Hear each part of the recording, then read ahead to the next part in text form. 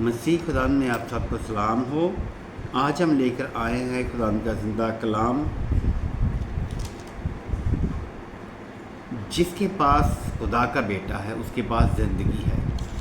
یوحنا کا پہلا خط، اس کا 5 باب اور اس کی 12 آیت، اس میں یہ لکھا ہے، جس کے پاس بیٹا ہے اس کے پاس زندگی ہے، اور جس کے پاس خدا کا بیٹا نہیں اس کے پاس زندگی بھی نہیں ہے۔ آمین۔ میرے عزیزو، دیکھیں، خدا کا بیٹا ایک ایسی ہستی ہے جو ہم سے بات کرنا چاہتا ہے، ہمیں زندگی میں داخل کرنا چاہتا ہے، کیونکہ ہم زندگی سے دور ہیں۔ یہ ہماری زندگی جو ہے، ہم اپنی ہی زندگی سے دور ہیں، کیونکہ ہم خدا کے بیٹے سے محبت نہیں رکھتے۔ یوحنا کی انجیل اس کے 1 باب کی 4 آیت میں لکھا ہے، اس میں زندگی تھی اور وہ زندگی آدمی کا نور تھی، اور نور طریقی میں چمکا اور طریقی نے اسے قبول نہ کیا۔ دیکھیں میرے عزیزو، ہمارے درمیان میں آج نور چمکا ہے، چمک رہا ہے۔ آج ہمارے پاس کلام مقدس ہے، آج ہمارے پاس خدا کے لوگ ہیں، ہمیں کلام دینے والے، ہمیں کلام بتانے والے، ہمیں کلام سنانے والے۔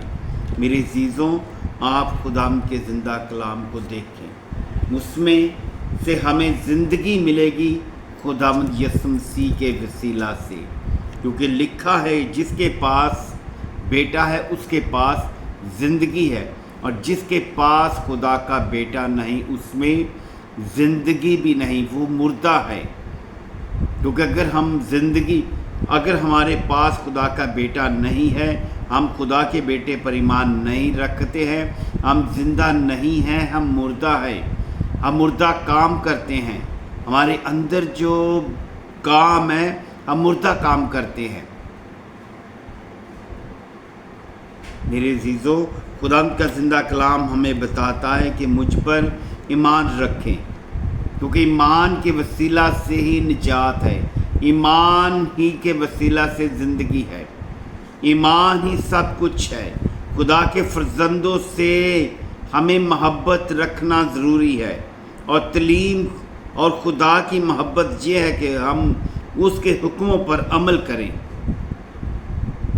خدا کا بیٹا ہم میں تب ٹھہرے گا، ہم خدا کے بیٹے کے ساتھ تب ٹھہریں گے، وہ تب ہمارے پاس ہوگا جب ہم اس کے لوگوں سے، اس کے فرزندوں سے محبت رکھیں گے۔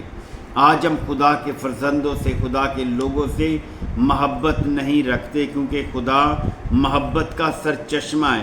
اگر ہم ایک دوسرے سے محبت رکھتے ہیں تو خدا ہم میں رہتا ہے۔ اگر ہم ایک دوسرے سے محبت رکھتے ہیں تو خدا ہم میں رہتا ہے، کیونکہ خدا ہے۔ اسی لیے اس نے بتایا کہ جس کے پاس بیٹا ہے اس کے پاس زندگی ہے، اور جس کے پاس خدا کا بیٹا نہیں اس کے پاس زندگی بھی نہیں ہے۔ میرے عزیزو، ہم نے زندگی کو حاصل کرنا تو خدا کے بیٹے کو پانا ضروری ہے، ہمیں اور چیزوں کی تلاش کرنے کی ضرورت نہیں ہے۔ جب ہم مکاشفہ 22 باب پڑھتے ہیں، 14 آیت پڑھتے ہیں، اس میں لکھا ہے، مبارک وہ شخص ہیں جو اپنے جامے دھوتے ہیں، مگر کتے، جادوگر اور حرام کار اور خونی اور بت پرست، جھوٹی بات کا ہر ایک پسند کرنے اور گڑھنے والا باہر رہے گا۔ میرے عزیزوں، اگر ہم جھوٹ کے پیروکار ہو جائیں گے، ہم خدا کے بیٹے یعنی زندگی کے درمیان میں نہیں رہ سکتے، کیونکہ زندگی کا نور ہمارے درمیان میں چمکا ہے۔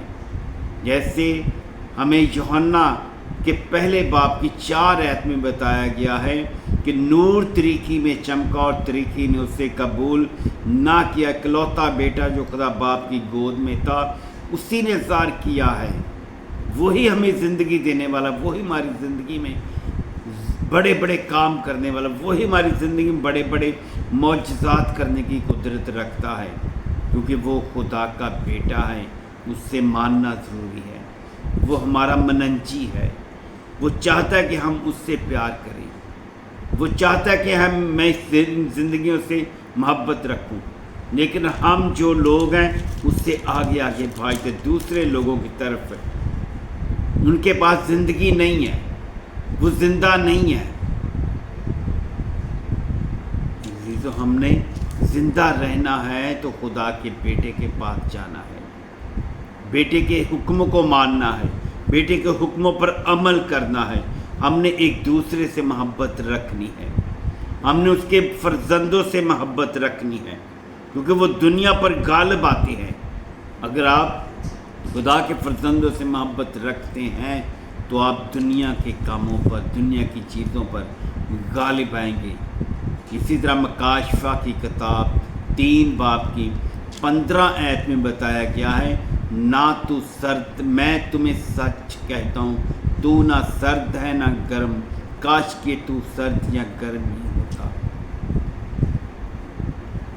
خدا کے کلام میں ہمیں رہنا ہے تو یسوع مسیح کو پہننا، کیونکہ یسوع مسیح جو ہے وہ زندگی کا نور ہے، وہ راہ، حق اور زندگی ہے، وہ زندگی دینے والا ہے، وہ لامحدود ہے۔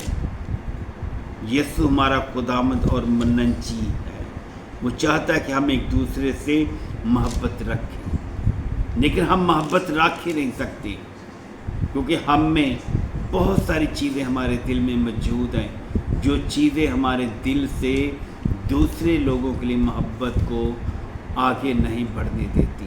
خدا کا کلام پڑھے جانے پر خدا کی برکت ہو، آمین۔